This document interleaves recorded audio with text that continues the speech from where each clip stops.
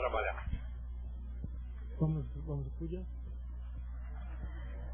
Vocês sabem como é tempo de televisão? Muito bem, com a mesma intenção com que um aluno presenteia o seu instrutor, vamos dar início à saudação milenar do yoga denominada Puja.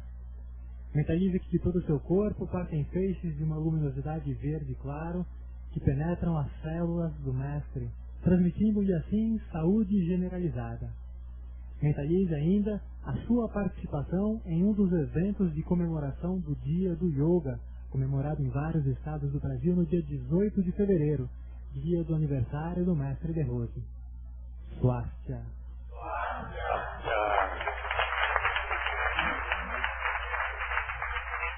Boa lembrança. Eu já ia me esquecendo, mas realmente, inclusive temos mais uma notícia auspiciosa, é que agora, Lu, se você fica de joelhos, você fica na frente da câmera. Vocês têm que se lembrar que nós estamos com uma câmera funcionando aí na sala. Então, o que eu estava dizendo mesmo? Hoje nós estamos comemorando mais um estado, que é o estado do Mato Grosso.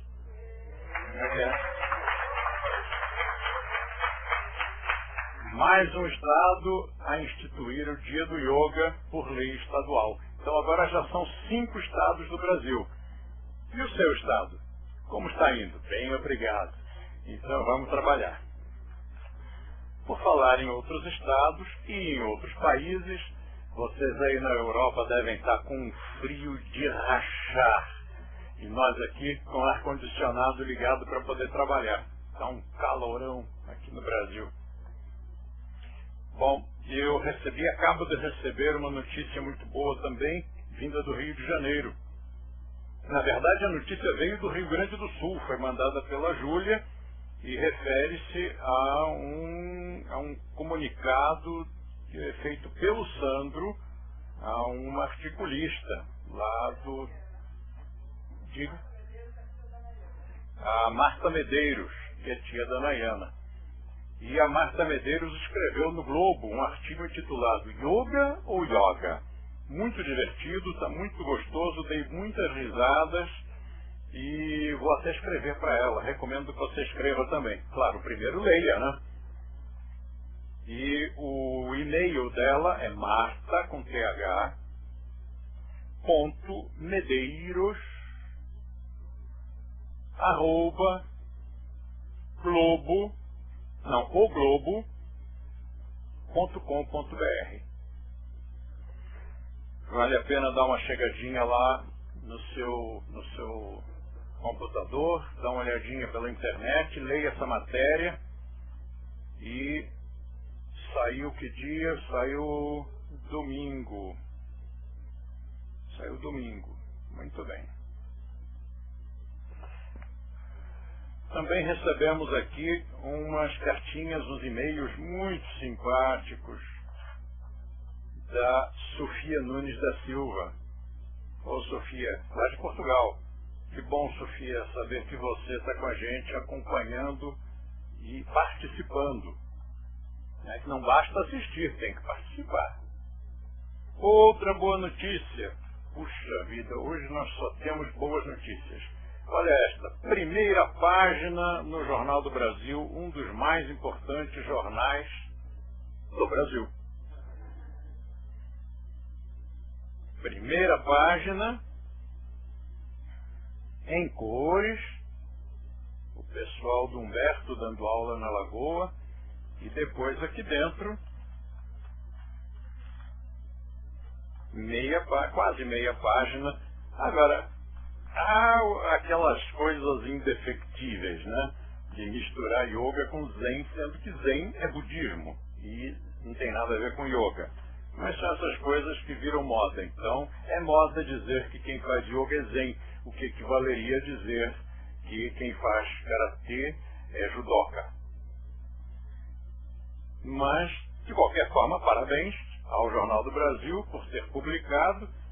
E tem aqui 2 colunas muito boas, e depois, claro, que embaralham com Taiti, mas não tem importância, porque pelo menos citam a gente, citam o Humberto, citam o Swastika Yoga, citam a Universidade de Yoga,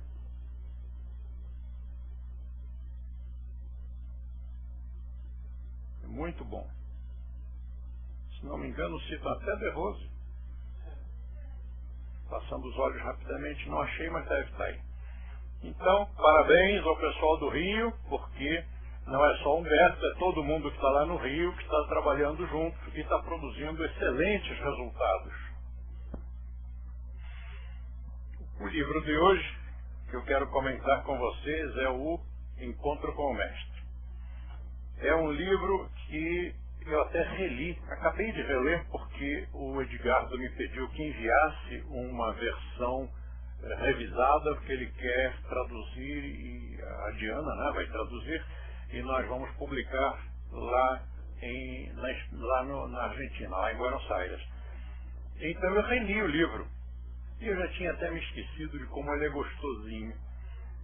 Quero agradecer ao Locatelli, porque foi ele que me deu a ideia.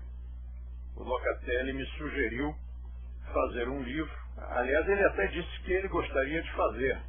Aí eu disse para o Locatelli, deixa eu fazer, porque a ideia realmente tinha que ser eu, porque a ideia é o De Rosinho, com 18 anos, viajando ao futuro e tentando entrar na nossa escola, tal como ela é hoje, e sendo barrado.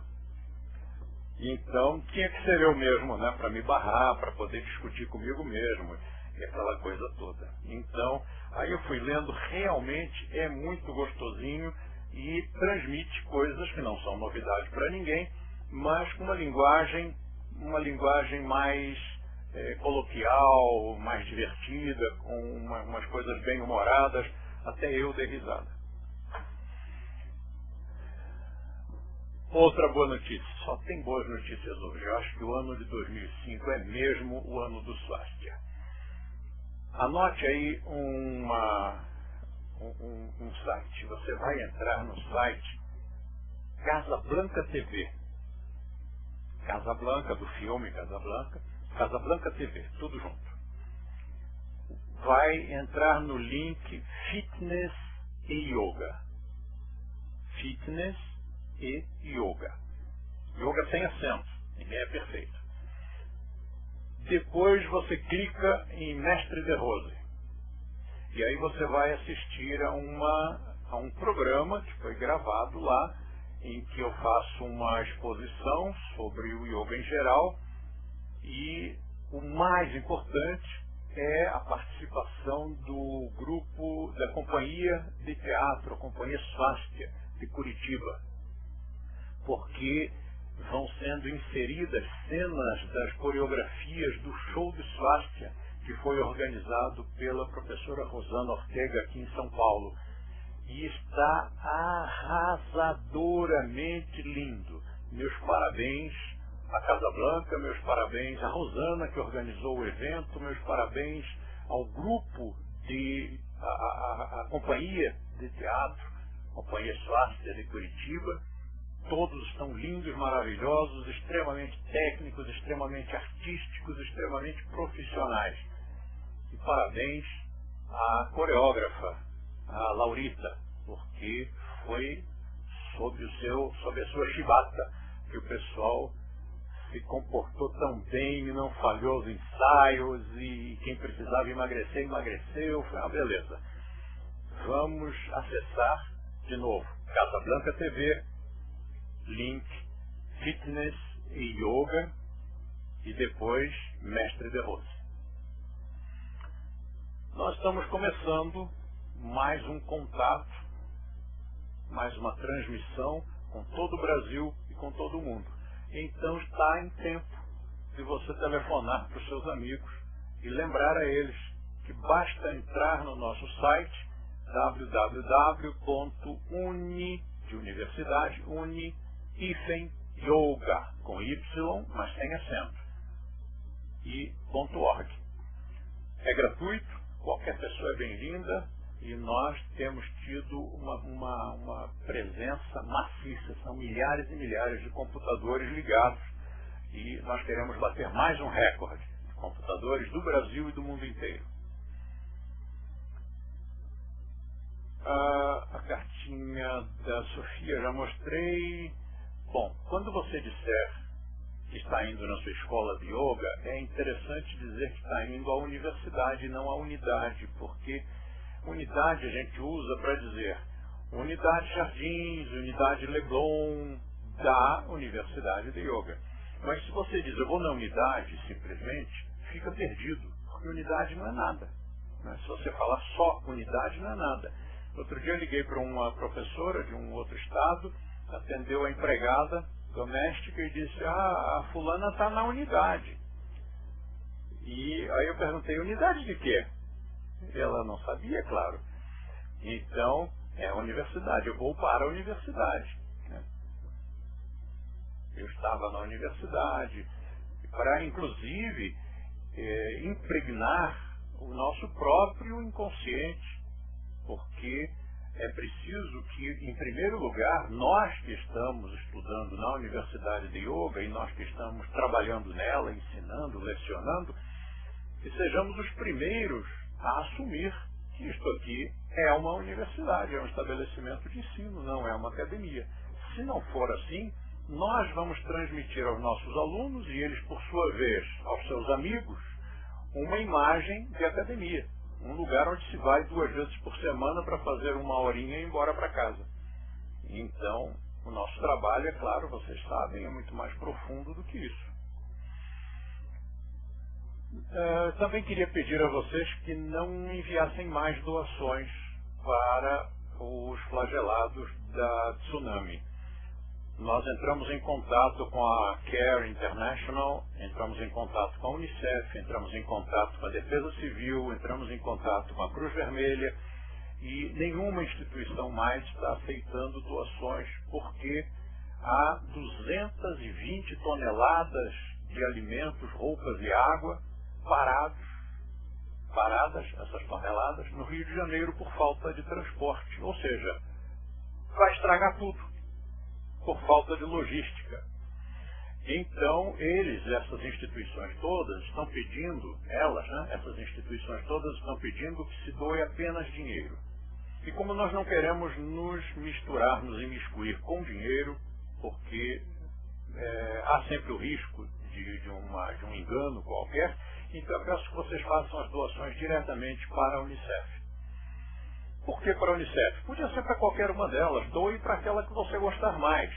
Acontece que nós temos já uma intimidade com a Unicef, porque ela já é nossa parceira em Portugal, já nos conferiu aquela medalha que eu há tempos mostrei, depois, daqui a uns dias, daqui a umas semanas eu mostro de novo, está lá no site para quem quiser ver.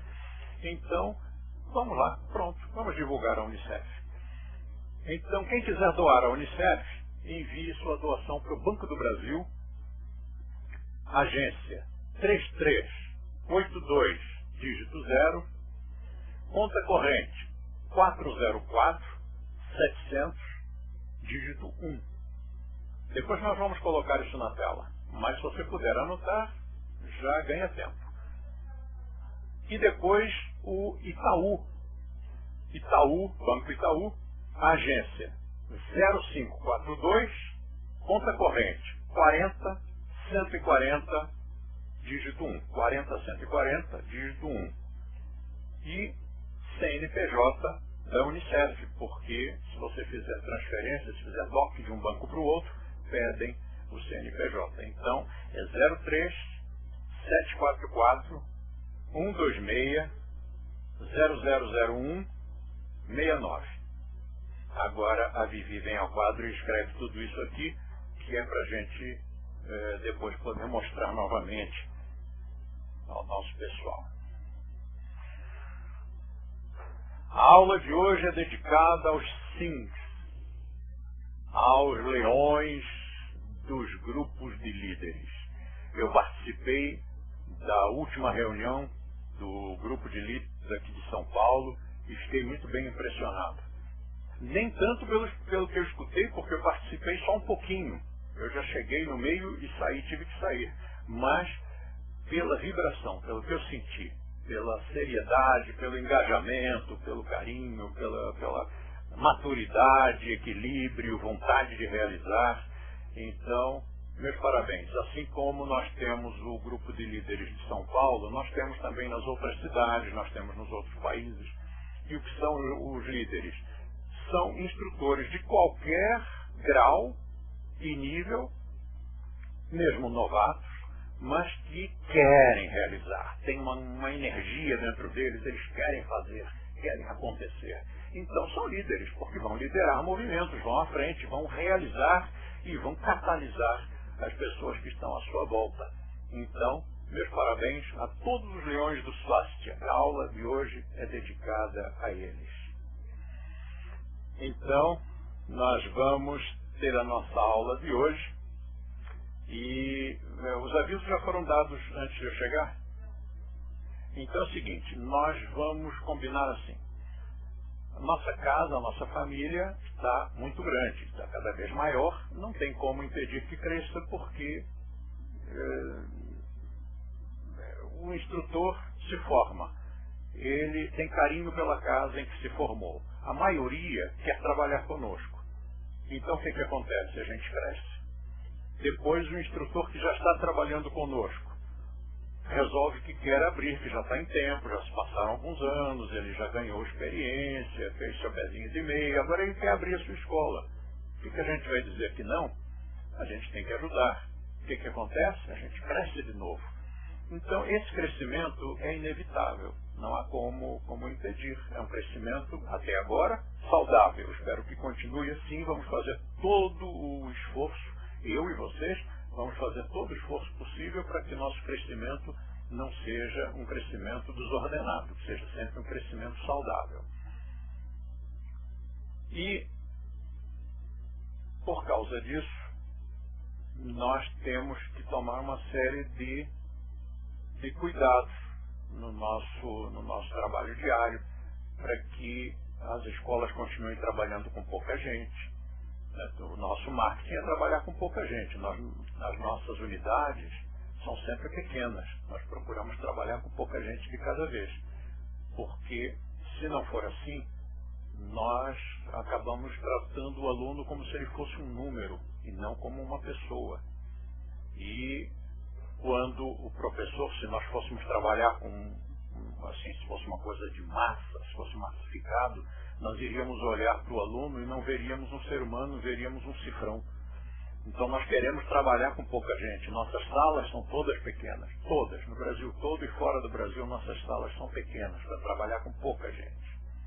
Mas o crescimento vai acontecendo. Então, o que ocorre é que muita gente tem avisos para dar. E a família crescendo, chega uma hora que não vai ter espaço mais para aula. A gente só vai dar aviso. Vamos chegar aqui e dar avisos dessa escola, avisos daquela escola, desta federação, daquela federação, do sindicato, disso, daquilo.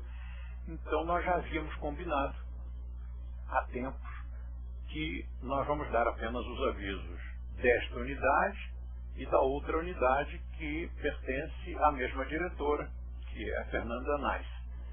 Então essas duas unidades dão os seus avisos. E damos também os avisos da Federação de Yoga do Estado de São Paulo e do sindicato. E acho que é só isso, né, Fê? São só esses avisos. Os outros avisos, mesmo assim, é um montão. Então eu peço que vocês economizem. Né? Se tiver um evento que vai ocorrer daqui a 2 meses, não comece a falar nele já, porque começa a ocupar espaço. Eu acho que eu vou começar a cobrar. Né? São os nossos comerciais. Por enquanto são gratuitos. Mas é legal que vocês economizem os avisos, porque na vez passada, por exemplo, eu senti que foi muito aviso. Acaba até confundindo, não adianta nada. A gente dá um monte de avisos, o pessoal em casa não registra. Se nós dermos 2 ou 3, todo mundo registra. Se nós dermos 8, 10, ninguém registra mais nada. Então, quem quiser divulgar, traga por impresso, né, imprima, e a gente aqui distribui pelos presentes. Depois, se eu não me engano, no site tem um espaço, né, para divulgar. Ponha no site, é tão melhor. Né, em vez de a gente falar, está lá escrito. E o mundo inteiro vê. Então, ponha no Orkut. Então, vamos ver a nossa aula de hoje, que já estava prometida, Corpos do Homem e Planos do Universo.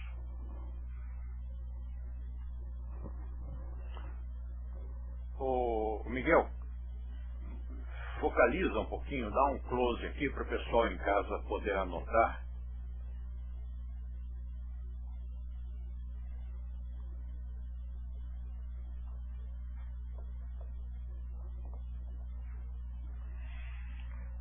Muito bem.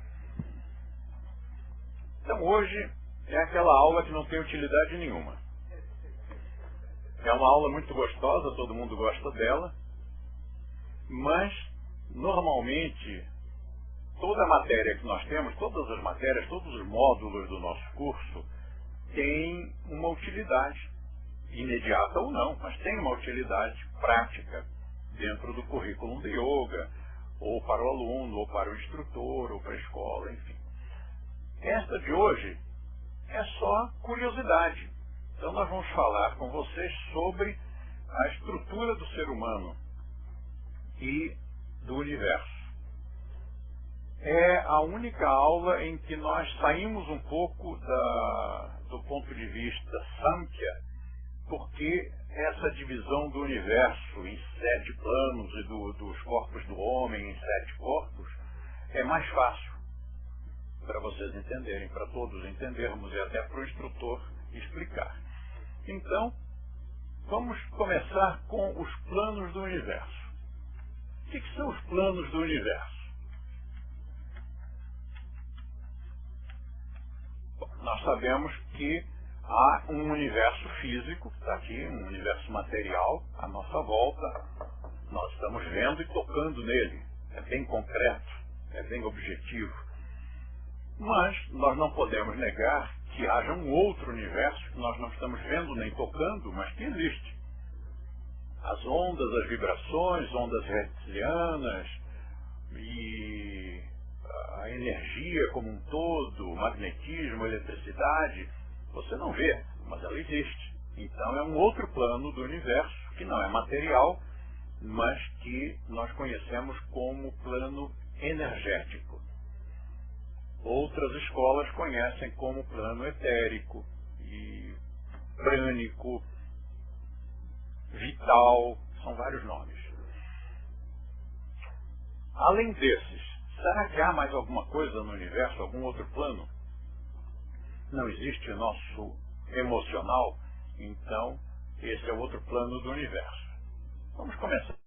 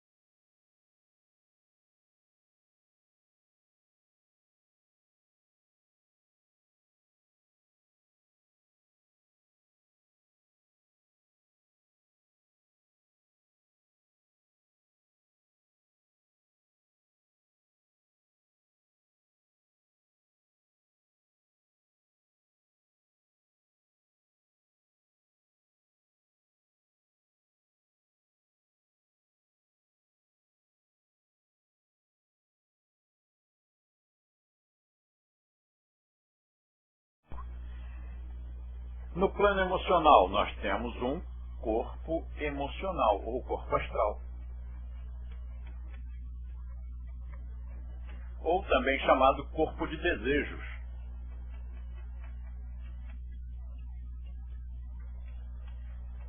Ou também chamado corpo de sentimentos. Como sempre, depende da escola. É interessante porque são tantas escolas, tantas nomenclaturas, mas todas se referem à mesma coisa. Vamos de novo eliminar essas outras nomenclaturas para não dar confusão. Ficamos com o emocional, também chamado astral. Para atuar no plano mental, nós temos dois veículos. O mental inferior e o mental superior. Também chamados mental concreto e mental abstrato.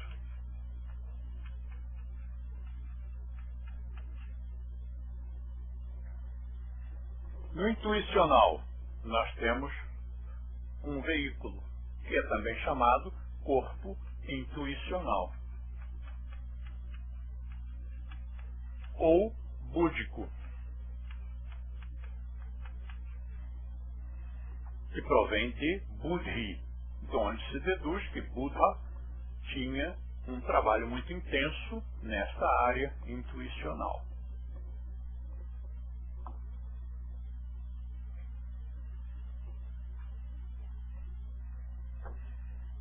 E a mônada? No plano monádico, nós temos o self, a mônada, o purusha. Então vamos começar aqui com mônada, mas que é também o purusha, o Atman, o self, o si mesmo. Quanta nomenclatura! Parece que o ser humano não fica satisfeito com as coisas como elas são, né? O ser humano tem que ir dando outros nomes, outros rótulos, outros títulos, e com isso vai criando cismas, vai criando dissidências nas filosofias, nas empresas, nas religiões, nos esportes, nas famílias, em toda parte. É uma característica mesmo desse bichinho.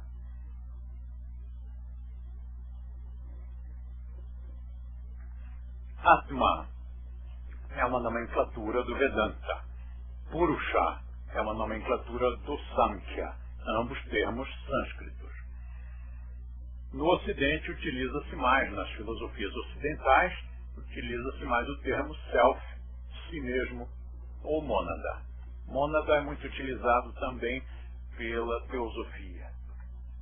E nós temos uma frase muito interessante utilizando este conceito, já que o self é o purusha, é o si mesmo. Nós temos uma frase que diz: yoga é muito bom para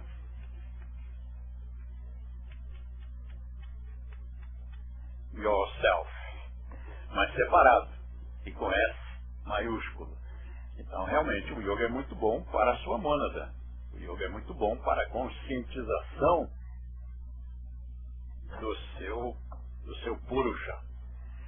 Bom, agora que isso já está montadinho, vamos explicar melhor, parte por parte, para aqueles que estão vendo isso pela primeira vez.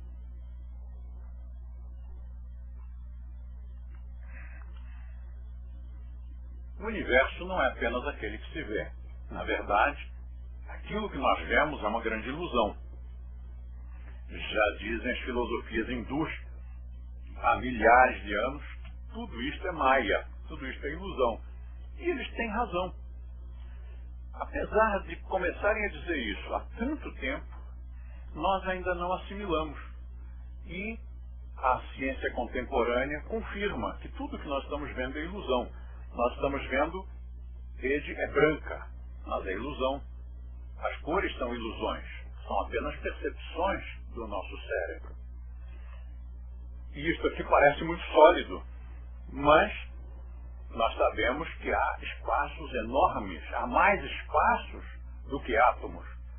Mas, como nós tocamos e os campos impedem que nós possamos penetrar ou atravessar essa coisa que nós dizemos sólida, então nós temos a ilusão de que isso aqui é mesmo sólido, que está tudo preenchidinho. Nós vemos a luz. Mas quantas outras ondas e vibrações estão vindo junto e nós não estamos vendo nada? Como nós não vemos os raios beta e gama e outros tantos. Então, realmente, há um universo muito mais rico de cores, de sons, de percepções, e que o ser humano capta apenas dentro daquela faixa extremamente limitada. Como será que um cão, um gato, uma minhoca, uma formiga, como será que eles captam essas mesmas ondas e vibrações, esses comprimentos todos de onda que existem à nossa volta? Será que a telepatia é telepatia mesmo? Será que, ao pensar, você não está emitindo palavras? Só que essas palavras, este ouvido aqui não capta, é preciso um outro ouvido mais especializado para captar. Então, de repente, todas essas coisas tidas como sobrenaturais, como paranormalidades, começam a tomar um aspecto muito mais simples, muito mais natural. E eu queria que a gente estudasse isso dessa forma, de uma forma mais natural. Ou seja, não se fala aqui de espírito. Eu não sei o que é espírito. Eu não sei o que é espiritual. Eu acho que se perguntasse para cada pessoa o que você entende por espiritual ou por espírito, cada um diria uma coisa diferente. Sempre me lembro de uma quando eu estava começando a lecionar, uma aluna que chegou e disse: professor, eu estou com problemas espirituais em casa.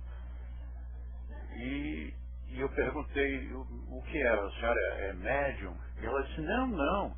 Mas quais são os problemas espirituais que a senhora disse que tem? É que meu marido bebe muito, aí chega em casa, bêbado, briga com todo mundo e bate na gente. Bom, isto ocorreu há 40 anos, hoje o nosso público é muito diferente. Mas ela chamava isso problema espiritual. E todas as vezes que alguém usa o termo espiritual, eu sinto que a pessoa está dando uma interpretação muito pessoal a esse termo. E serve para tudo, né? Serve para qualquer coisa. Inclusive para manipular as pessoas. E por isso mesmo que a gente pede que evitemos. Vamos economizar, de preferência não usar o termo espiritual. Na verdade, eu não vejo nada de espiritual aqui. Aqui eu vejo diversos níveis de sutileza, né? Nós podemos interpretar como o Samkhya ou como o Vedanta.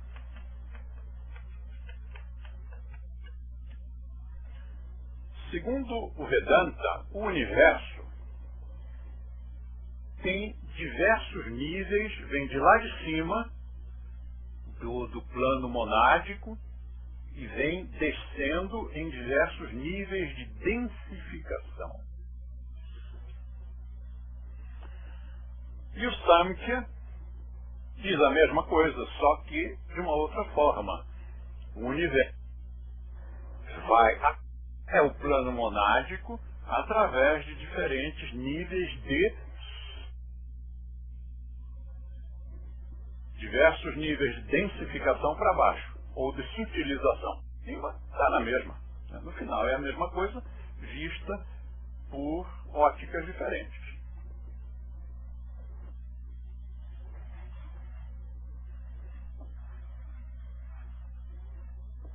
Então vamos imaginar agora, vamos começar por aqui, pelos planos do universo.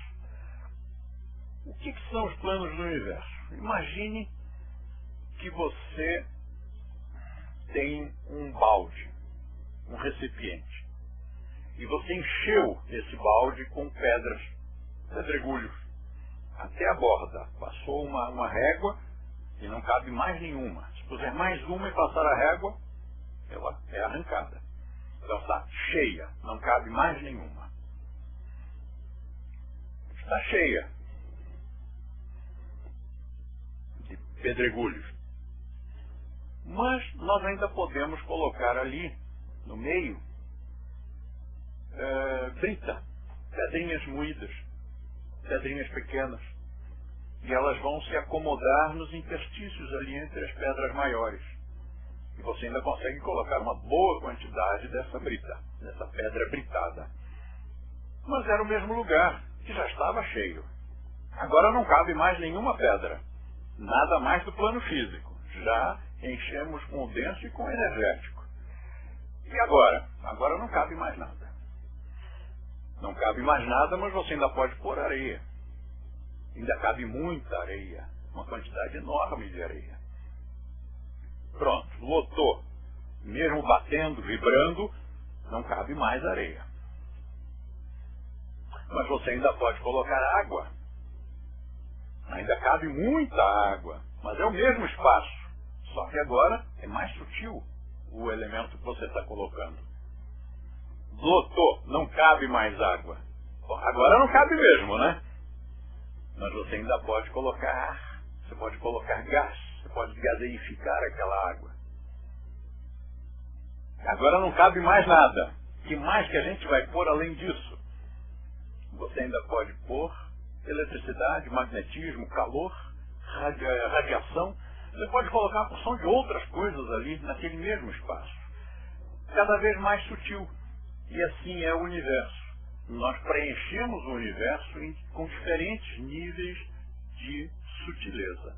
E para atuar nesses diferentes patamares, nós temos que ter veículos com densidade igual. Senão nós não conseguimos. Por exemplo, eu vou dar um exemplo muito convincente. Eu vou ter uma experiência aqui com você. Está vendo este apagador? Eu vou colocá-lo aqui. E vou usar a minha mente para levantar esse apagador daqui.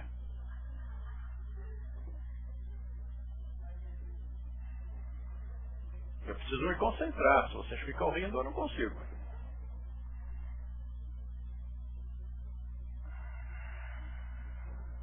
Pronto. E os aplausos.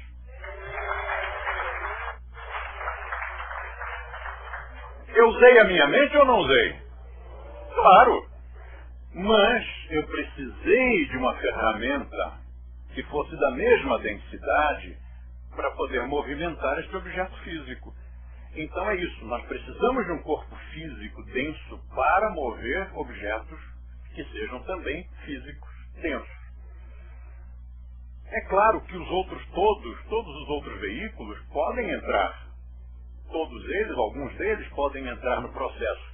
Mas para atuar no emocional eu preciso de um corpo emocional. Para atuar no mental eu preciso de um corpo mental. Seria possível fazer essa levitação sem utilizar uma alavanca física? Sim, é possível, mas isso é uma outra conversa. Para hoje, o nosso exemplo é este que foi mostrado. Então,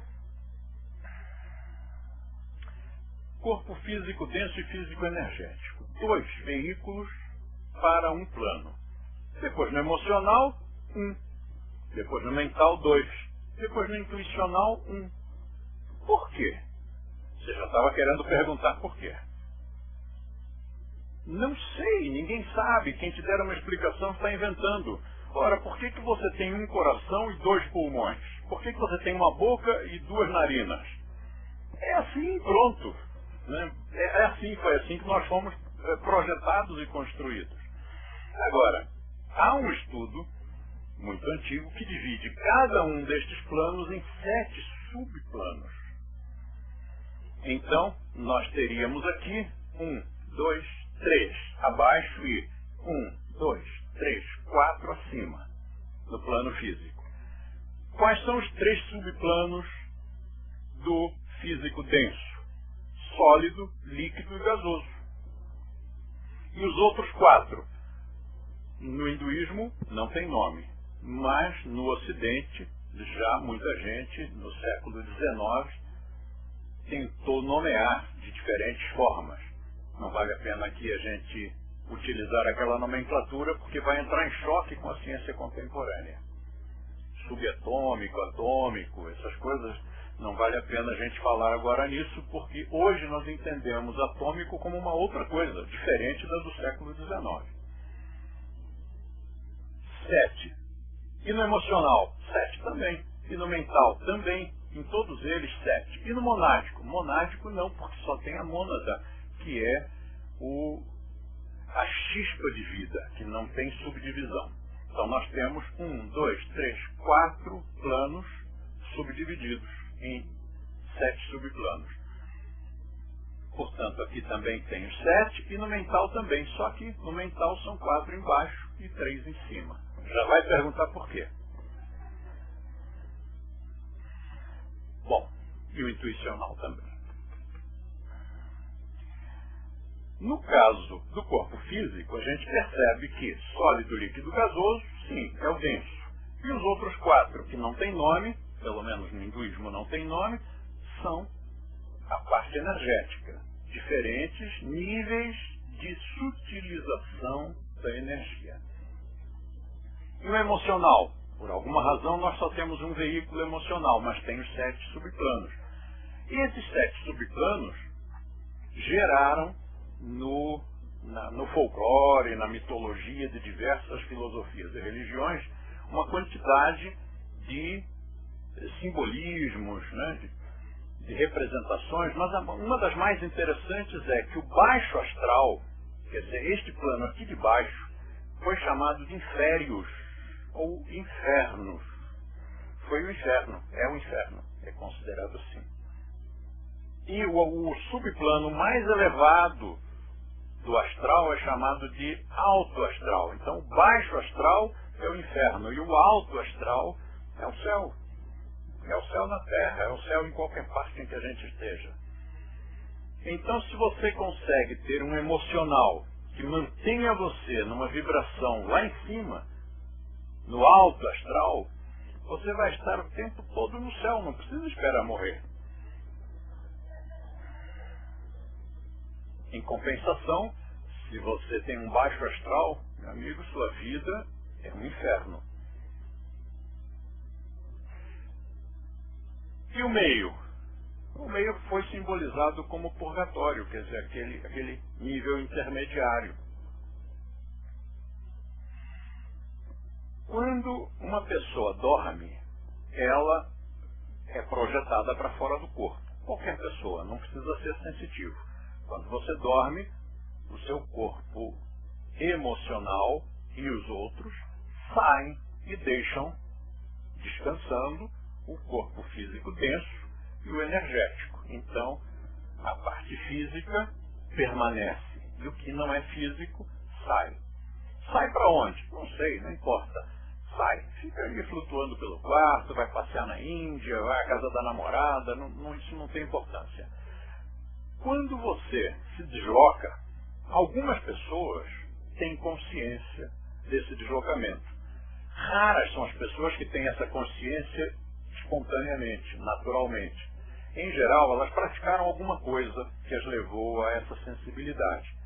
Quando nós praticamos yoga, aumenta muito a nossa sensibilidade. Então, se o seu tipo de sensitividade é para esse lado, você começa a ter uma consciência que não sofre solução de continuidade. Quer dizer, você tem uma consciência de 24 horas por dia.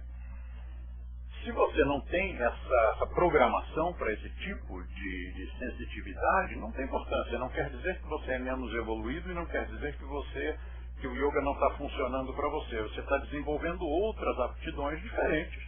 Porque cada um de nós é assim, né? Cada um de nós tem aptidão ou mais para um esporte, ou mais para outro, ou mais para matemática, ou mais para filosofia. E assim também ocorre com as paranormalidades. Mas o ponto a que eu quero chegar é, quando nós saímos à noite, se a nossa vibração é de baixo astral, para onde você foi?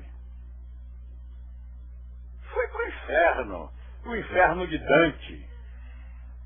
Você foi realmente para uns lugares e foi conviver ali com uma gentinha que não é lá muito sutil. E a maior parte das pessoas vai para este subplano, ou para algum destes subplanos mais baixos. Por quê? Porque as pessoas sentem o tempo todo raiva, ódio, rancor, inveja, ciúmes, medo. Ou seja, todas aquelas vibrações densas e viscosas que puxam você para baixo. Não satisfeitos, ainda comem defuntos. Ora, você com um estômago que parece um cemitério, cheio de corpos mortos, dor, medo e sangue. Aí essa pessoa deita e dorme. Para onde será que ela vai? O que será que ela vai ver? E essa é uma das, não é a única, mas é uma das explicações para os pesadelos. Eu acho interessante porque eu tive uma amiga que era psicanalista, a gente conversava muito, e ela dizia, Deus, não é possível que você não tenha pesadelo, todo mundo tem pesadelo. E eu dizia, não, eu não tenho. Mas você não sonha às vezes com umas situações assim meio difíceis? Sim. Mas então, isso é um pesadelo. Não, não é pesadelo por quê? O meu coração não acelera, eu não sinto medo. E muitas vezes, no meio do sonho, aquilo é estimulante. É como se fosse um desafio, é como se fosse um esporte, é como se fosse uma coisa assim.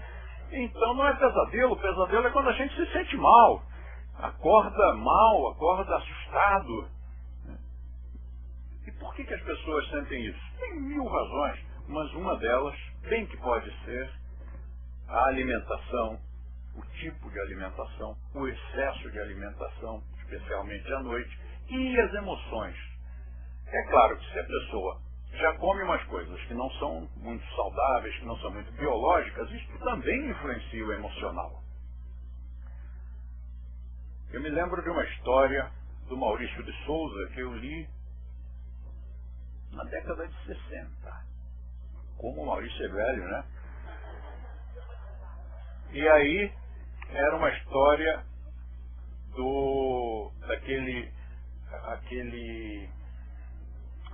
aquele dinossaurinho verde, como é o nome dele? Vocês também leram, né? E o Horácio é um dinossauro vegetariano.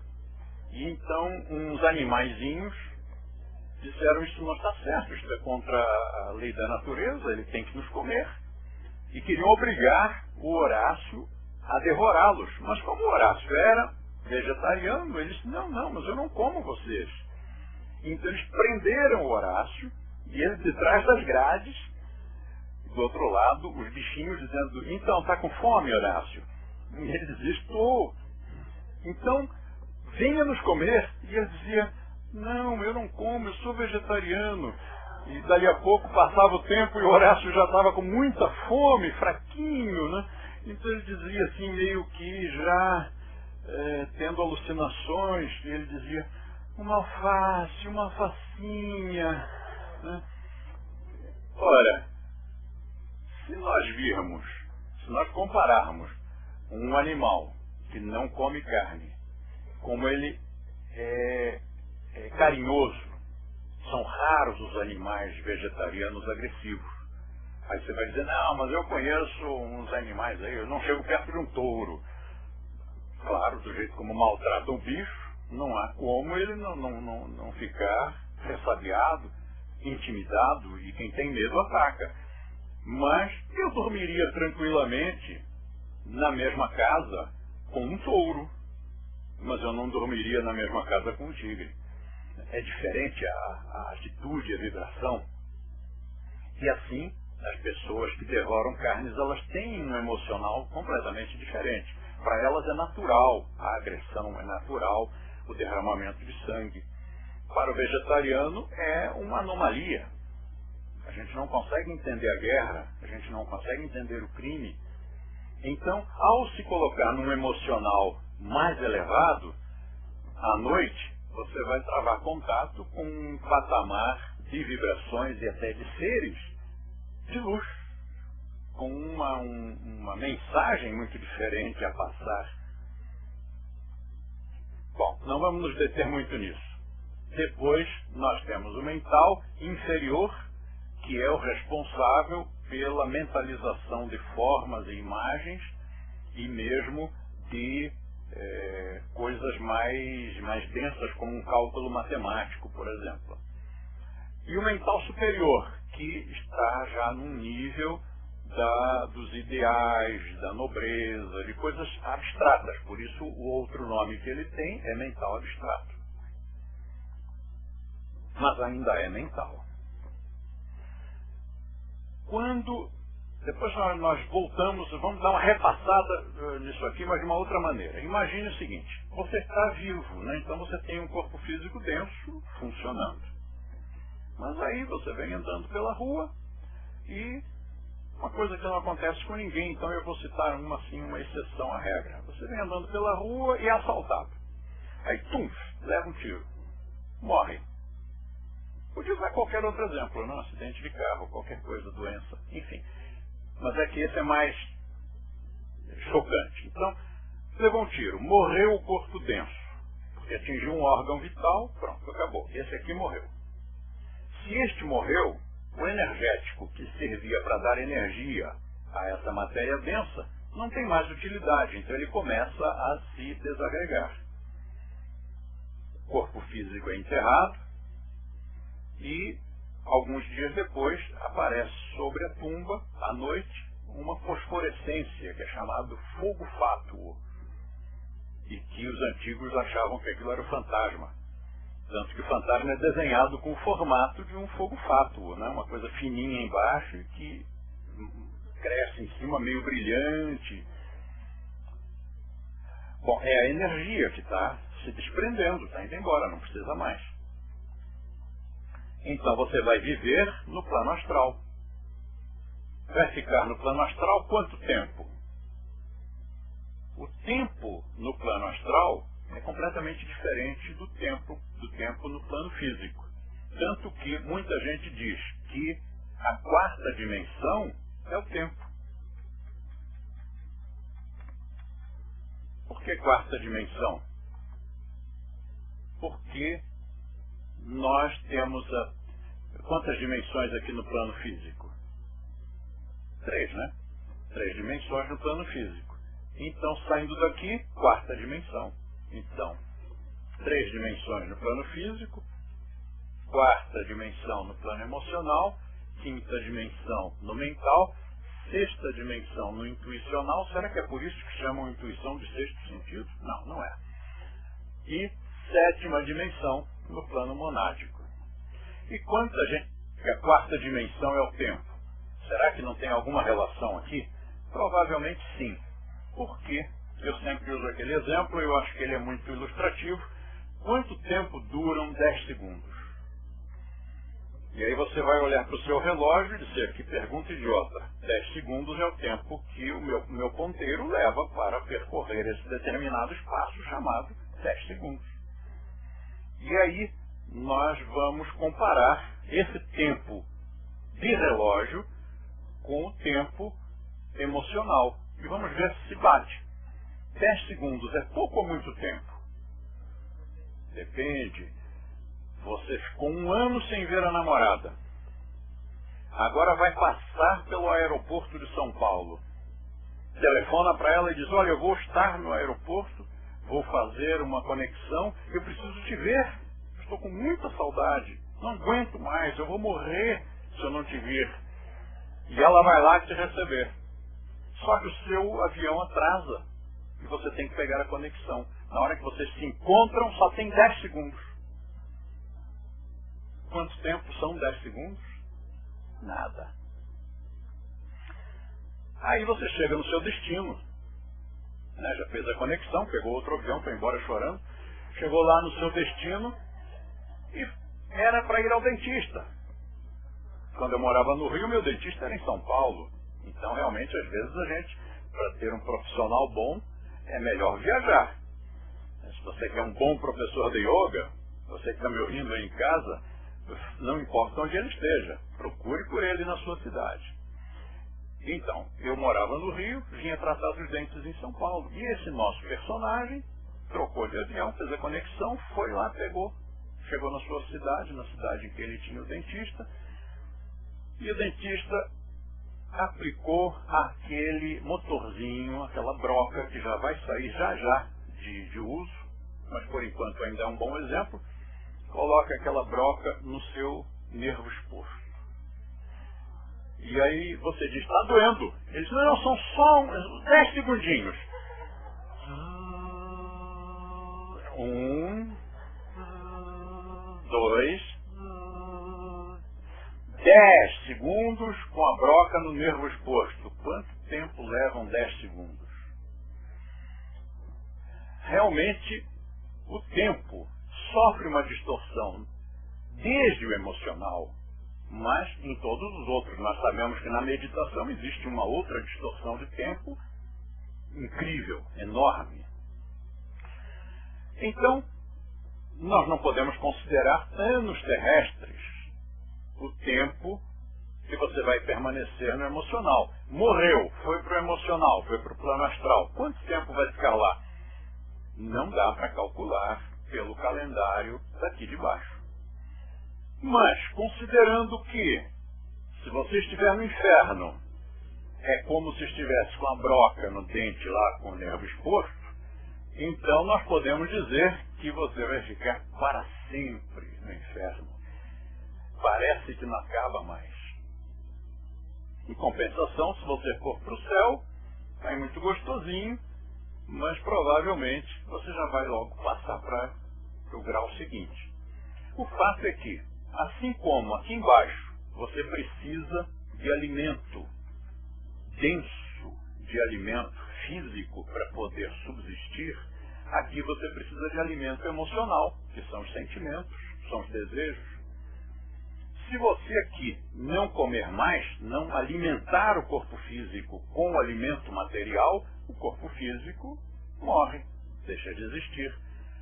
Lá no emocional, se você também parar de dar emoções, o emocional para de existir. Então vamos colocar aqui do lado os nomes sânscritos desses corpos. O corpo denso chama-se Ana, que quer dizer alimento, Maya, que quer dizer ilusão, Kosha, que quer dizer veículo. Ana Maya Kosha, corpo ilusório feito de alimentos. O outro é Prana Maya Kosha, corpo ilusório feito de energia. Bateu certinho, energético. E o outro, Kama Maya Kosha, corpo ilusório feito de emoções. Tem mais? Tem. Mano Maya Kosha. Devia ser Manas Maya Kosha, mas por uma regra do sânscrito, aqui vai ocorrer uma contração e vai virar Manomaya Kosha.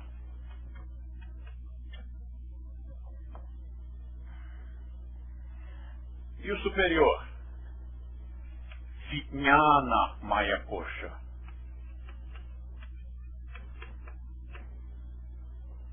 Jnana quer dizer conhecimento. Vijnana, conhecimento profundo. Mas não fica bem dizer conhecimento profundo, a gente vai falar só conhecimento. Então, aqui embaixo, Manomaya Kosha, corpo ilusório feito de mente. E Vijnana Maya Kosha, corpo ilusório feito de conhecimento. Você vê que é bem diferente a concepção. E o intuicional? Ananda Maya Kosha.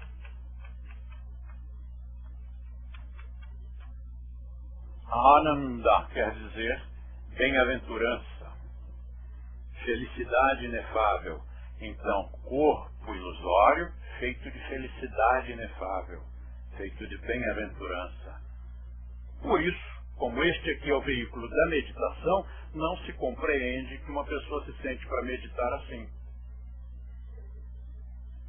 Ué, mas isso é um estado de bem-aventurança? Isso é um estado de felicidade inefável? Me parece muito mais um estado de contração muscular, nervosa, emocional. Essa pessoa não está feliz. E é por isso mesmo que, como o de baixo influencia o de cima influencia o de baixo, já dizia a Tábua de Esmeralda do Hermes Trismegistus, que o que é embaixo assim é em cima e o que é em cima assim é embaixo, para que se faça a harmonia do todo. Então, no momento em que você se senta para meditar e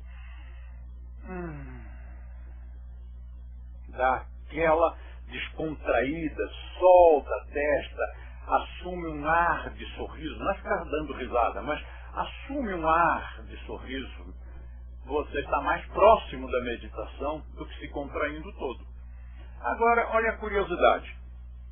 Todos eles são Maya, coxa, veículo ou corpo ilusório. Todos eles. Por que eles são ilusórios? Porque um dia vão deixar de ser, eles vão se dissolvendo para que você possa evoluir. Então todos eles se chamam assim: Amna Maya Kosha, Prana Maya Kosha, Kama Maya Kosha, Mano Maya Kosha, Vijnana Maya Kosha, Ananda Maya Kosha. E este? Faltou um. Este se chama Atman ou Purusha.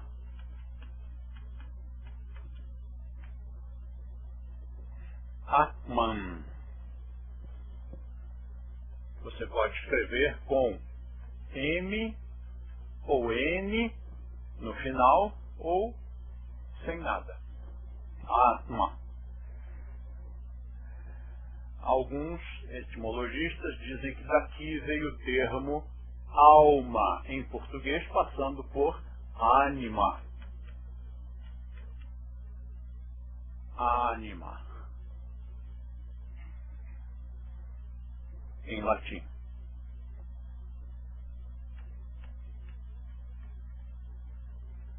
Mas esta não é a nossa linha. A nossa que é o Samkhya utiliza o termo Purusha, que quer dizer homem, ser humano. Estes aqui são do Vedanta. Nós estamos pegando emprestado, porque é mais fácil estudar desta forma e tem uma lógica, né? Até um sinal de tolerância, porque às vezes as pessoas acham que a gente não gosta do Vedanta, ou que a gente não gosta de determinado tipo de yoga, e não é isso. O que nós temos é uma opção, nós temos uma linha, nós temos uma tradição, temos uma linhagem, nós somos leais a essa linhagem. Mas há conceitos interessantes também em outras filosofias. A aula de hoje, por exemplo, a gente mencionou aqui nomenclatura de uma porção de escolas filosóficas. Nós preferimos usar Purusha porque diz, agarra isso aqui e coloca num nível mais humano, mais normal. Porque se você põe aqui alma, eles não falam espírito, mas falam alma. E olha como é diferente. A prática do yoga leva a sua evolução em direção ao Atma, a alma. É uma conotação. Agora, a prática do yoga leva você à evolução em direção à evolução do homem, a evolução pessoal. Eu gosto mais. Pronto, é questão de gosto. Estou habituado com isso aqui.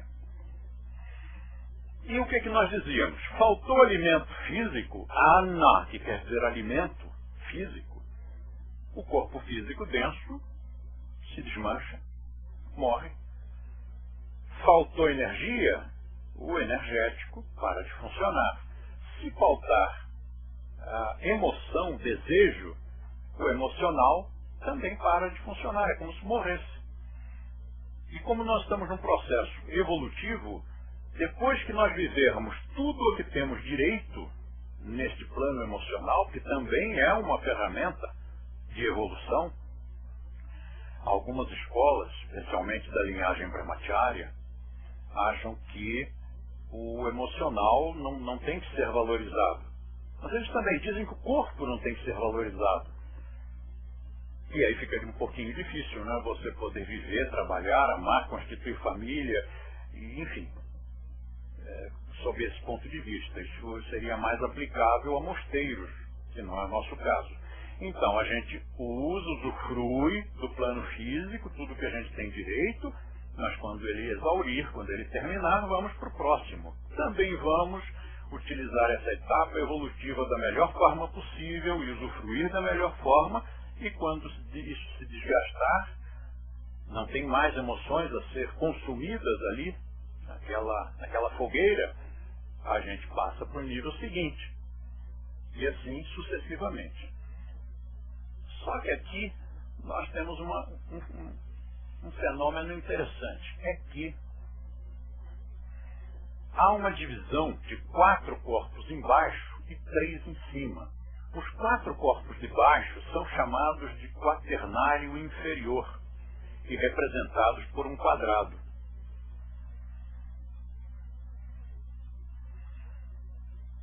E os 3 corpos de cima, se bem que o Purusha não é exatamente um corpo, são chamados de tríade superior. Também são chamados de corpo causal. Juntando os 3, eles são tratados como se fosse um corpo causal, porque daqui vem a causa, a causalidade sobre os corpos de baixo.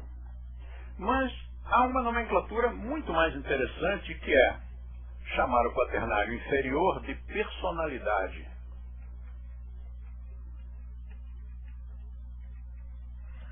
E a tríade superior de individualidade. E aí tudo fica mais fácil. Por quê? Personalidade provém de personam, que significa máscara. E, na verdade, a nossa persona, a nossa personalidade, não é mais que uma máscara vestida naquilo que você realmente é, a sua individualidade. Um personagem. Se assume aquele personagem.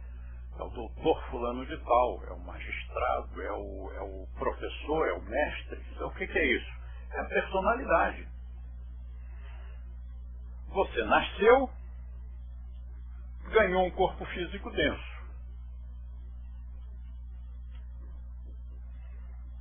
Ele veio, trouxe como brinde um físico emocional, um físico energético.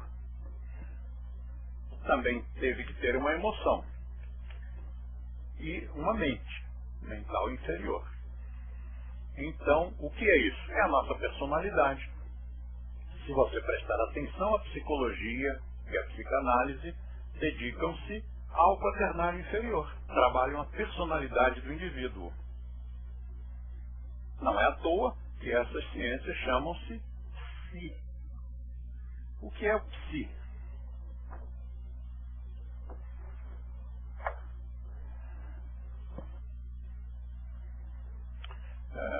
Ali não dá para colocar porque são estes elementos aqui. Quando você junta o mental e o emocional, dá para colocar aqui, vai. Essa metade do mental, né? Metade de baixo do mental e o emocional, esses dois juntos, chamam-se em sânscrito kama manas, mas chamam-se em grego psique.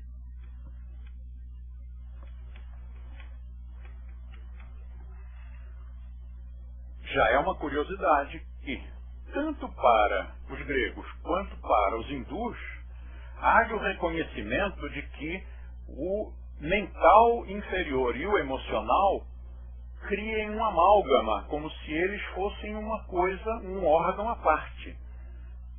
E por que isso? Para justamente fazer a conexão do inferior com o superior. Então, no sânscrito, isso se chama Kamamanas,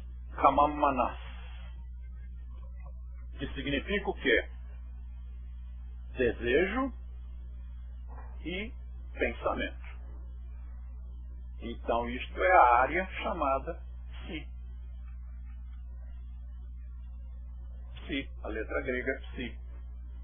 E outra coincidência, a letra grega Psi é o Trishula, símbolo de Shiva.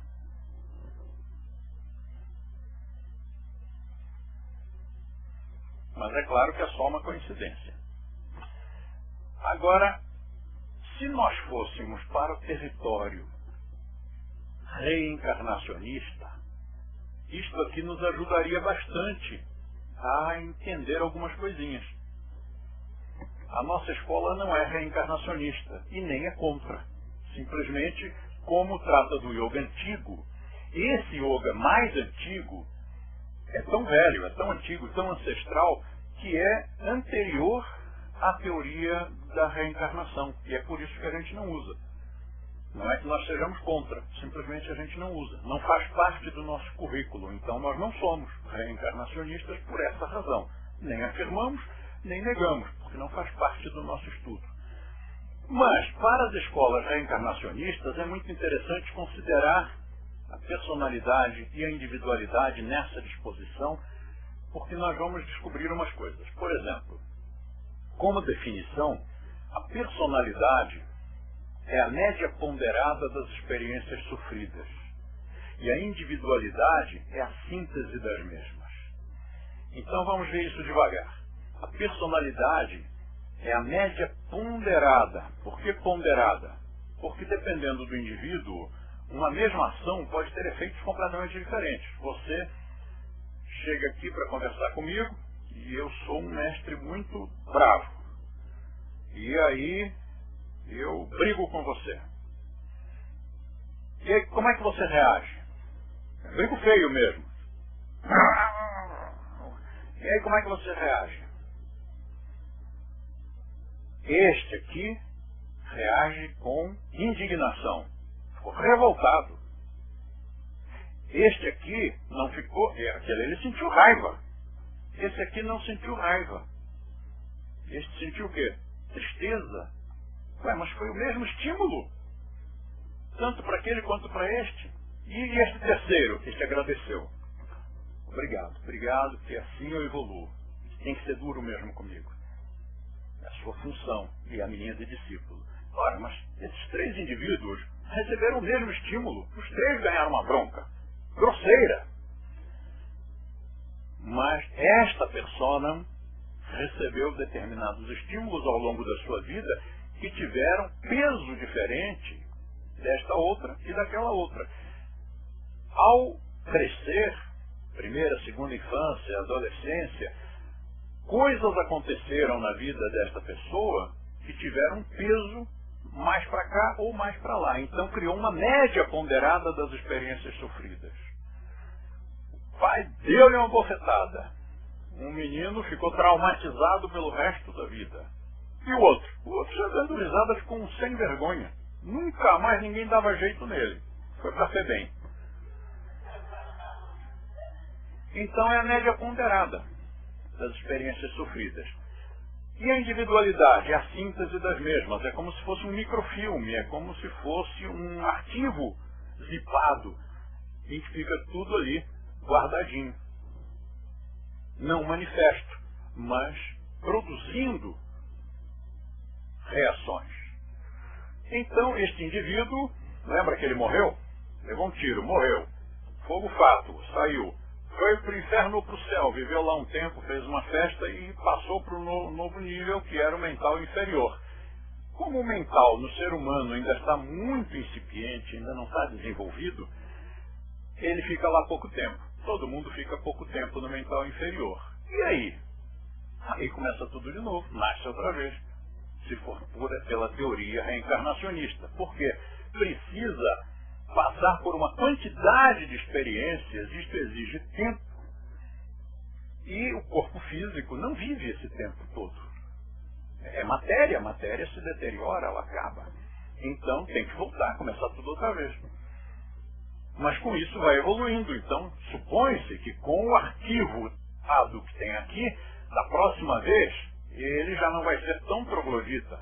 Já vai ser uma pessoa um pouquinho mais educada, um pouquinho mais inteligente, um pouquinho mais sensível para as artes, para a cultura, para a filosofia, para o comportamento, para tudo. E se isso não ocorrer? Problema dele. Você pode aprender com prazer ou aprender com dor.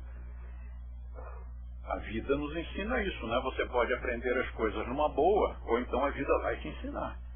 Então, se ele não aprendeu na primeira vez, aprende na segunda. Não aprendeu, não passou de ano, tem mais outra reprovaçãozinha. Vocês viram aquele filme O Feitiço do Tempo, né? E o Feitiço do Tempo nada mais é do que voltar e voltar e voltar, cometendo sempre os mesmos erros até que um dia o cara aprendeu. Pronto, passou para outro nível, para outra categoria. Neste caso, vamos, ao mesmo tempo que essa teoria é reencarnacionista, simultaneamente ela também coloca em xeque muitos conceitos do próprio reencarnacionismo. Porque, por exemplo, Napoleão Bonaparte nasceu menininho e a mamãe disse, vamos chamá-lo Napoleãozinho? Então, aquele corpo, aquela emoção e aquela mente, aquela personalidade se chamavam Napoleão. Mas aí ele morreu. E aí, passadas algumas gerações, nasce um cidadão e diz, eu sou a encarnação, eu sou a reencarnação de Napoleão. Bom, camisas de força à parte, será que ele poderia ser mesmo? Não, porque Napoleão foi dissolvido, não existe mais. Quer dizer, ser reencarnação do Napoleão não dá. Ele pode ser reencarnação daquele corpo causal que foi usado por essa personalidade, mas que não se chama mais Napoleão, não tem mais nome, e estas características já não existem mais, dissolveram-se, acabou. Mas um sensitivo não poderia captar alguma coisa que ou Napoleão, ou a Blavatsky, que teria deixado aí no registro acástico? Ah, sim, isso é outra coisa. Mas aí não é a reencarnação. Aí é você, por ser sensitivo, por ter uma antena a mais, ou talvez uma antena meio defeituosa, você começou a pegar coisas que estão ali no registro acástico, ali no inconsciente coletivo, e aquilo desceu e você confundiu e pensou que fossem suas experiências, quando na verdade eram experiências que estavam armazenadas no pensamento coletivo da humanidade, no registro coletivo de todo o gênero humano. Bom, acho que isso chega para a gente ter uma imagem de como essa coisa funciona. Na meditação, nós vamos precisar disso. Por quê? Você vai fazer um trabalho em que você precisa parar o mais denso para funcionar o mais sutil. O físico é mais denso, o emocional é mais sutil. Então o físico o emocional para funcionar o mental, porque o emocional é mais denso que o mental. Então o emocional eclipsa. Também vai precisar parar o mental para funcionar o intuicional, porque o mental é mais denso e eclipsa o mais sutil. Então, por isso é que se diz que é preciso parar a mente para meditar. E a meditação ocorre neste nível. Aqui também nós compreendemos porque meditar é tão difícil para algumas pessoas, porque o gênero humano ainda nem bem dominou o plano mental. E para meditar, você terá que transcender o plano mental e funcionar numa tônica acima, numa dimensão acima. E se fosse Nyasa, Shivanataraja Nyasa, Satguru Nyasa Sadhana, todos os fenômenos de Nyasa, eles funcionam aqui, ó, nível do psiquismo. Então é muito mais fácil. Qualquer pessoa consegue. Mas Nyasa é a mesma coisa que meditação ou chega ao mesmo lugar? De jeito nenhum. São fenômenos diferentes.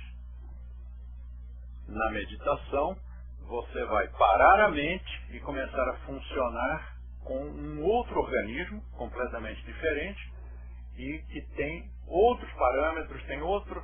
Imagine você trazer a sua consciência por um canal não mental, não intelectual. Para nós isso parece impossível, né? Pare a sua mente. E aí a pessoa diz, mas como? Eu vou perder a consciência? Este tipo de consciência, sim, porque você vai entrar na superconsciência, mais consciente, mais lúcido, porque é um patamar acima.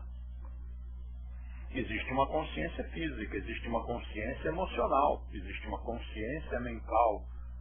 Nós estamos perseguindo a consciência intuicional como próxima meta. E depois disso, consciência monádica, do Purusha, ou hiperconsciência. Então, se nós formos localizar o consciente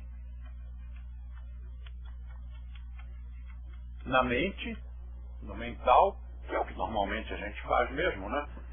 Se você está com a sua mente funcionando a todo vapor, com muita clareza mental, a gente diz que você está consciente.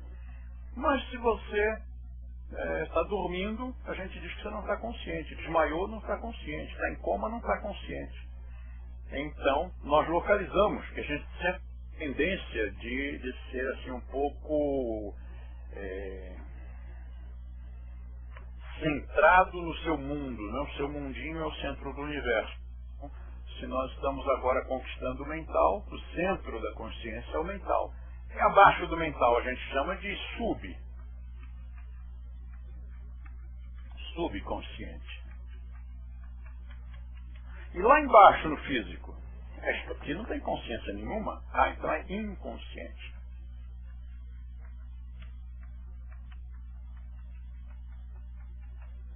E acima do mental, superconsciente. E acima do superconsciente, o hiperconsciente.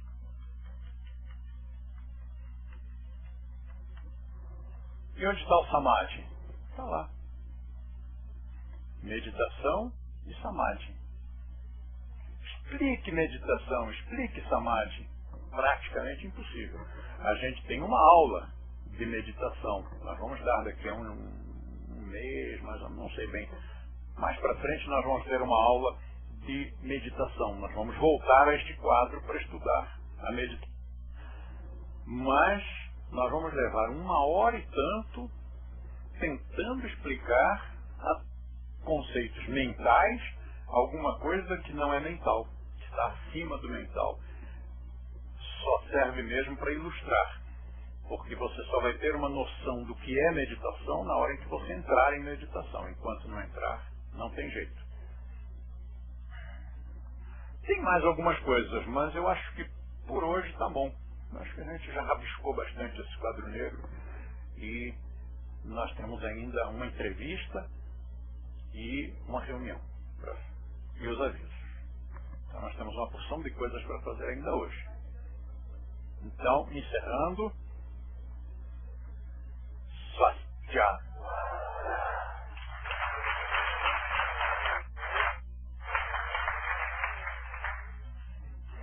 Então, agora os avisos da casa.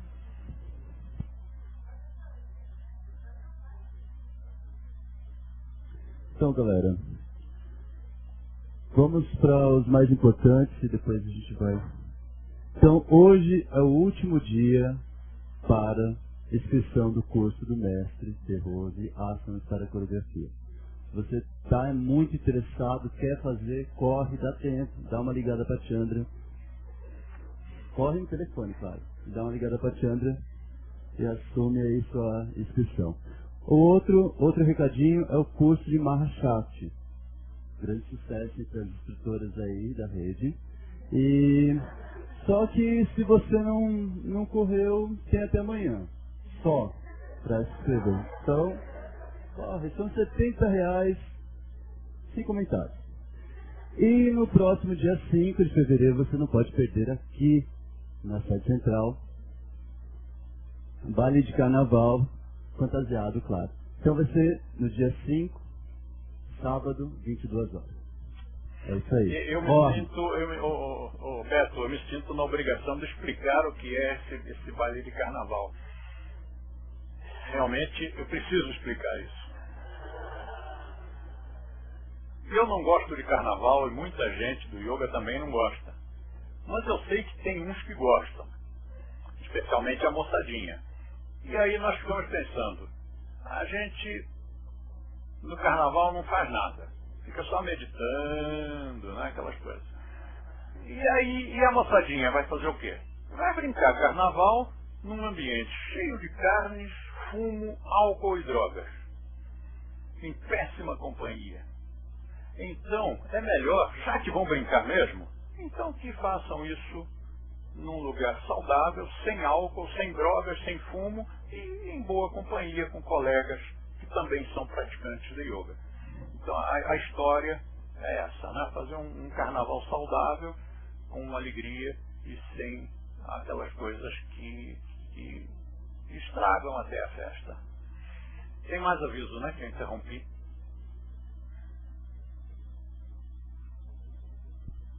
Gente, eu tenho um recado da unidade Luiz Góes. Como todos já devem saber, vai ter o curso, vão ter 2 cursos no dia 7, na segunda-feira de carnaval. O primeiro é como implantar o curso de introdução ao Posture Yoga, com o instrutor Flávio, às 9 da manhã. E à tarde, às 15 horas, curso de administração participativa com a professora Fernanda Neis. Então é muito interessante a equipe fazer o curso para saber como implantar direitinho o curso de introdução ao yoga, inclusive é um curso recomendado pelo mestre, e você pode também fazer os cursos separadamente. Os alunos de complementação e quem estiver se formando agora, é interessante fazer o curso de administração participativa para saber, na prática, como você pode ter um retorno financeiro legal também com a profissão. As inscrições são na unidade Luiz Góes, o valor R$100 para os 2 cursos, ou R$75 cada um. Obrigado.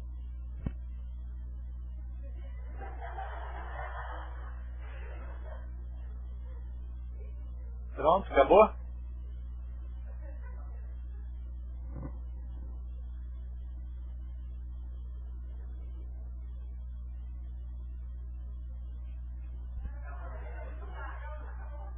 Pronto. Enquanto vocês não forem profissionais, não vai dar para dar recado, porque fica esse jogo de empurra, manda o microfone para lá, não. E aí perde-se tempo, o pessoal em casa, quem está diante de uma tela, esse vácuo é imenso, você não tem ideia do tempo que demora esse silêncio que fica. Então não pode, gente. Vai lá, Nina, manda o seu recado. Bom. Recado da federação. Alô? Oi, gente. É o seguinte, nós temos agora o curso do Mestre de Rose, dia 26 de fevereiro, na Federação de Yoga do Estado de São Paulo. O curso é sobre Media Training. Espero contar com vocês, pois é um curso muito importante. Esse curso, na verdade, o mestre prepara as pessoas para que possam dar entrevistas fora, seja entrevistas na televisão, no rádio, na revista, enfim, todos nós devemos ser a voz do Mestre de Rose. E este ano, é verdade, né, mestre? Este ano acho que a gente tem que trabalhar em cima disso, e ir para a imprensa e fazer acontecer e fazer notícias. Então aguardo todos vocês nesse curso do Mestre de Rose, Media Training, dia 26 de fevereiro, na Federação de São Paulo. E também vai ter o curso do professor Luiz Lopes, que ele é o presidente da Federação do Norte de Portugal, e ele estará aqui em São Paulo nos dias 10, 11, 12 e dia 12 ele estará dando esse curso de reprogramação emocional também lá na Federação. Um super curso. Obrigada. Mais algum? Acabou, né? Então, agora nós vamos ter entrevista. Vai ser entrevistado o Federico. Quem é que vai entrevistar? É a Gi. Então, depois da entrevista, a mensagem vocês puseram? Beleza. Estamos ficando muito afiados e a nossa programação está cada vez mais variada. Então, quem chegou cedo ouviu a mensagem gravada, que é do nosso futuro CD, intitulado Mensagens do Yoga. Ainda não existe, ainda não foi lançado. Nós estamos apenas estudando, vendo como é que vamos fazer isso, mas já queremos compartilhar com vocês a gravação dessas mensagens. Então vamos agora para a entrevista. Depois temos reunião. A reunião não vai ser transmitida, né? Ah, sim, a aula que vem é carnaval, mas tem aula, porque a gente aqui trabalha Natal, Ano Novo, Carnaval, feriado, não importa. A gente trabalha todos os dias. Então, terça-feira que vem, neste mesmo bate-local, às 8h30, para você pegar os avisos, a mensagem, os mantras, e depois às 9h e pouco, quando eu entro com a minha parte. Terça-feira, estamos com você outra vez.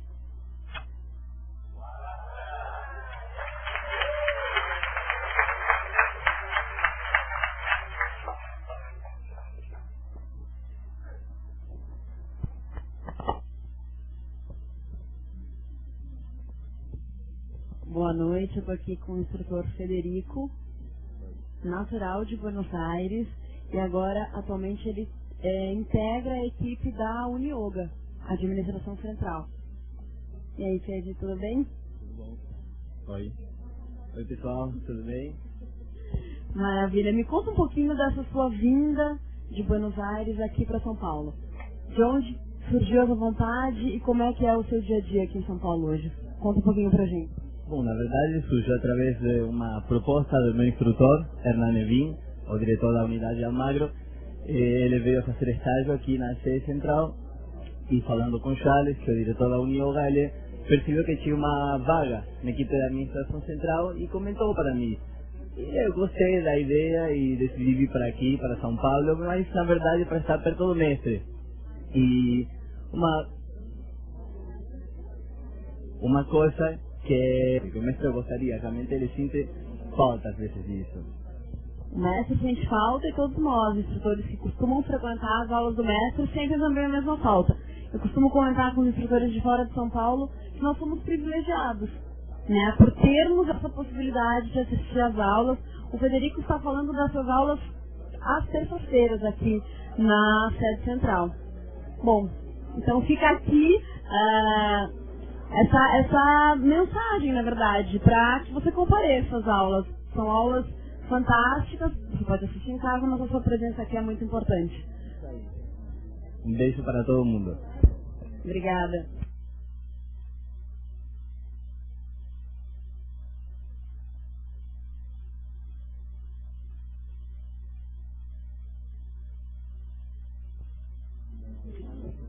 Bom, eu estou aqui com a Rosana Ortega, presidenta do Sindicato Nacional dos Instrutores.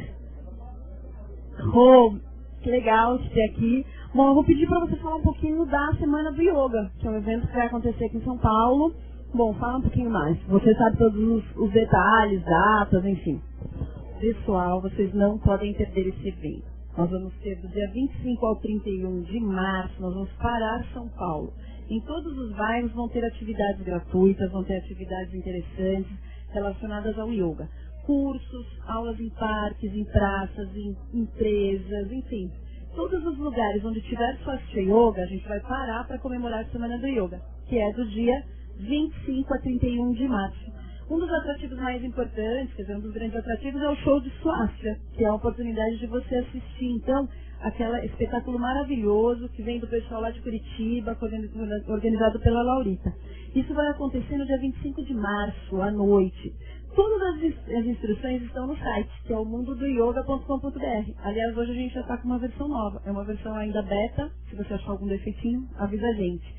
Mas lá já tem toda a programação, todos os detalhes. E você sempre pode virar para a sede do sindicato para perguntar. Vou aproveitar também para falar do sindicato. O sindicato vai ter nessa data, na Assembleia do Yoga, uma Assembleia Geral. Vai ser a primeira Assembleia Geral. E é muito importante que você participe. Essa Assembleia vai ser no sábado, às 15 horas. E eu quero que todos os instrutores do Brasil de Yoga se programem para estar nela. E ela foi pedida pelo nosso advogado, por uma questão muito importante que vai ser discutida na Assembleia, porque a gente precisa gerar uma ata, que é um documento assinado por muitos instrutores, para a gente poder fazer uma ação judicial relacionada ao nosso sindicato, a viabilização dele. Então, assim, programe-se mesmo, você vai receber uma convocação em casa do sindicato, quem é filiado vai ter direito de voto, e vai ser muito importante essa assembleia. Tanto que a gente passou 3 anos, não teve necessidade, agora a gente precisa mesmo, tá? Dia 26 essa assembleia. Beleza? Então a Semana do Yoga é isso, é muito curso, show, atividades gratuitas, atividades com ministrantes do mundo todo. Vai vir um ministrante importante, o professor Luiz Lopes vai dar um ciclo de cursos super importante. É um curso de Yoga Nidra, que é um curso que é raro alguém dar. Um curso de Kriyas, muito interessante. Um curso de Asanas em dupla, na verdade Ashtanga Sadhana em dupla, que ele ministra, muito interessante. Um curso de alimentação, parte teórica, parte prática. Então o ciclo de cursos com o professor Antônio Pereira, realmente, acho que eu falei Luiz Lopes, Antônio Pereira, é super importante, porque faz muitos anos que ele não dá esses cursos aqui no Brasil. E muitos outros, professor Malê, mestre Sérgio Santos, professora Renata Sena, Edgardo Caramella, todo esse pessoal que representa o que há de melhor no yoga no mundo. Então fique ligadíssimo e inscreva-se rapidinho. Muitas coisas, muitos cursos, atividades de muita qualidade, sem dúvida, seriedade e profissionalismo. Rô, repete só o site para as informações para a Semana do Yoga. mundodoyoga.com.br. Então, mundodoyoga.com.br. Você já vai ver na primeira tela o link para o site. Aliás, uma coisa, uma novidade. Também nessa mesma tela tem um link que é para você dar um download do show de Swastika. Tem um pequeno trecho de alguns minutos do show de Swastika que ocorreu no AMB em novembro do ano passado. Se você perdeu, então corre lá, dá o download, vê como é que ficou um trechinho, né? Só para você ter assim o gostinho. Quando tiver o DVD aprovado e pronto, você vai poder ver o show completo. Ou então no dia 25 de março, indo lá no Teatro Humboldt, custa R$35.